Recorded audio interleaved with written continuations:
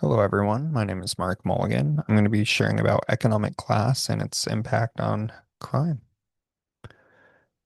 To start out, I have a photo of these American flags here, and I think it's important to acknowledge that in America we have a lot of good stuff going for us, a lot to be proud of, but there's also a lot we could work on. And I think it's our duty as citizens to always try to make it a better place. One example of that is strain theory, developed by Robert Merton back in 1938, provides a foundational explanation for the relationship between class and crime. American culture heavily promotes material success and upward mobility as desirable goals, yet legitimate means to achieve those goals, such as education, stable employment, financial security, are unequally distributed across social classes. Brock and others in 2025 further explained how strain intersects with systematic inequalities. They argue that disadvantaged populations are not just experiencing individual frustrations, but are embedded in communities and institutions that systematically restrict their opportunities. For those who lack access to legitimate pathways, this gap between cultural goals and structural opportunities produces strain, which may push individuals towards deviant adaptations, much like this road. This happened just down the road for me in a storm a few weeks ago. Um, but you can't just go through it. You need to adapt, overcome it, and I think it's a perfect metaphor for this. Merton identified five modes of adaptation to strain. Innovation and retreatism are particularly relevant to economically disadvantaged populations. Innovation involves finding illegitimate ways to achieve cultural success, such as theft or drug dealing. Retreatism involves rejecting both the cultural goals and the legitimate means, often through drug use or disengagement from mainstream institutions. These adaptations are consistent with the forms of criminal coping observed in economically disadvantaged communities. Economic disadvantage is rarely experienced in isolation. Rather, it is concentrated geographically and generationally. Um, you could see in this photo, that's my dad in the blue and my daughter there being held. Um, just as he benefited from his parents, I growing up benefit from what my family's earned, what my family was given, and that passes on to me. I'm going to grow and earn, and then I'm going to pass what I can on down onto my daughter. But unfortunately, the inverse can also be true. So disadvantages can be passed down generationally. Poverty produces environments with few institutional supports and limited opportunities for advancement.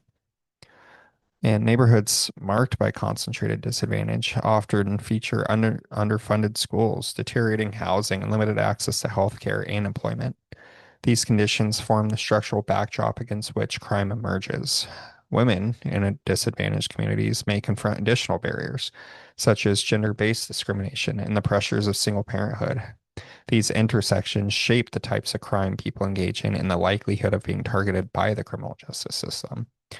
Uh, this is actually just a shed on my parents' property, but it's a great metaphor for, if a house or community is neglected, particularly in resources, it will deteriorate over time. Um, all it needs is, a good amount of work and some resources to get it back going again. Strain theory captures these dynamics by highlighting how structural barriers produce frustration and push individuals towards adaptation. Structural barriers such as this wall. It's just a cool wall. It's quite literal, but a solid barrier that you have to overcome. When viewed through this lens, crime is not a product of individual deviance, but it's more of a reflection of systematic inequalities that limit mobility and concentrate disadvantage.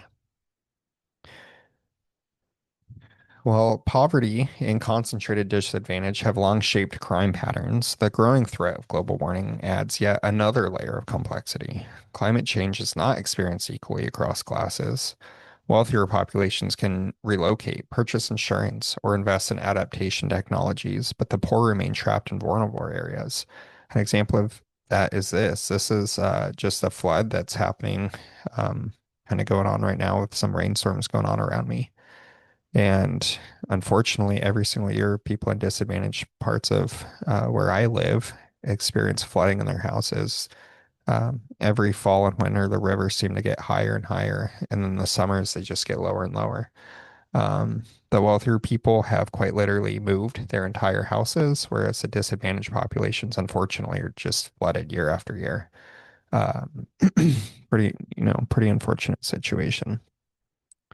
This disparity between the two classes can create conditions of heightened strain, looting after hurricanes, theft of scarce resources, and the rises of black market economies for water, food, fuel, or other forms of energy are all possible adaptations to ecological stress. Beyond immediate disasters, long-term climate pressures such as rising food costs and job loss in climate-sensitive industries also add to the disparity. The relationship between economic mobility, concentrated disadvantage, and crime is well established in empirical research.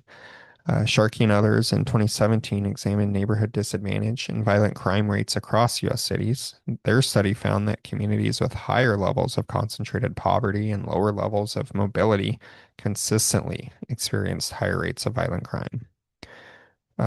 Almost more importantly, they demonstrated that structural factors, rather than individual characteristics, which is a common excuse to explain crime, explained that much of the variation in crime rates was due to the structural factors.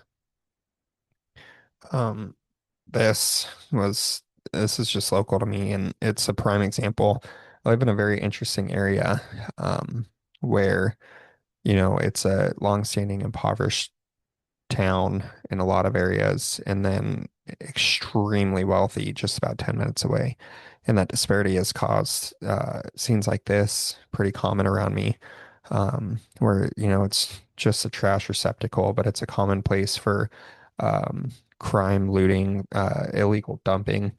And the disparity happens when you drive just 5 minutes away. If something's damaged, it's replaced immediately. But in the more disadvantaged neighborhoods, it's simple stuff like this door that has been broken for years. Um, it's unfortunately just a great metaphor for what's going on uh, in a much more serious manner in different communities. Drug-related crime illustrates both innovation and retreatism. On one hand, participation in the drug markets provides income in communities with few employment opportunities. On the other hand, drug use itself can represent retreatism, an escape from strain when legitimate and illegitimate opportunities feel unattainable by individuals in the community. Barack and others in 2025 noted that drug enforcement disproportionately targets poor communities of color, particularly um, uh, reinforcing cycles of disadvantage within those communities. Drug-related crime demonstrates how coping mechanisms can simultaneously address immediate strain and perpetuate long-term disadvantage. While drug sales may provide short-term financial relief for individuals, they do expose them to violence, arrest, and incarceration, which further deepens the structural inequalities that foster strain in the first place.